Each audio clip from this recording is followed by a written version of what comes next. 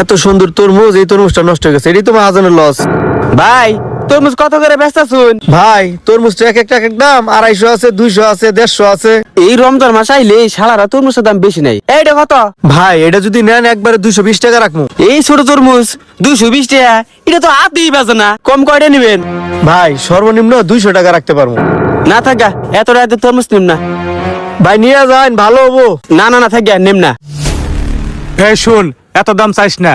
রমজান মাস 150 করে বেচা ফেলা, 10 টাকা করে লাভ হলে চলবো। ঠিক আছে ভাই, কমাই বেচমু।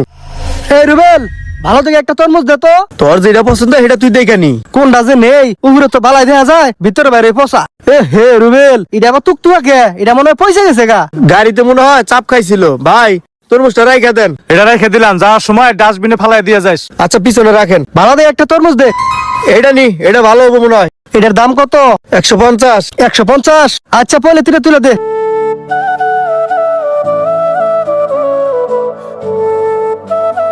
শোন, তোর মা তোর এরা তরমুজ যাবার নিয়ে কইছে। মহাজনের কাছে কত টাকা অগ্রিম নিয়ে খাইছি, এখন তরমুজ নিয়ে যাবো, টাকা পাবো কই? দেখিস যদি পারস একটা তরমুজ নিয়ে যাস। আচ্ছা ঠিক আছে, পোষা তরমুজটা তাইলে মায়ের জন্য নিয়ে যাবো মনে। মহাজন সন্ধ্যা যেতেছে তো, ইফতার করে ইফতারের পরে আইবো মনে। যা তাড়াতাড়ি আসিস। এই দাঁড়া, ওটা কি নিয়ে যাস?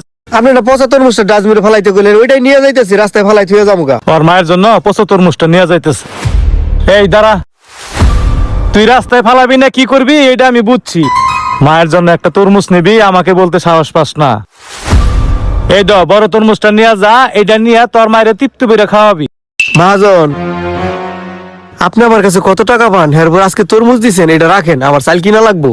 এত কথা কইস না, ওইটা আমি বুঝবনি। তোর মায়ের যে তরমুজ খাবার চাইছে, রোজা রইছে, এটা আমি শুনছি। ওই লোক যে কইলো মায়ের আবদার পূরণ করতে হয়। এই দ 1000 টাকা নিয়ে যা, রমজানের যত টুকিটাকি বাজার আছে কইরা নিয়ে যাইয়া মারে ভালো মন্দ খাওয়া। মহাজন আমার পরিবারের সব দিকে আপনি খেয়াল রাখেন, আজকে আপনার জন্যই আমি আমার মাকে একটা তরমুজ খাওয়াতে পারবো। আর এত টাকা পাওয়ার পরও আজকে 1000 টাকা দিলেন মায়ের জন্য, এটা বেশি হয়ে গেল না?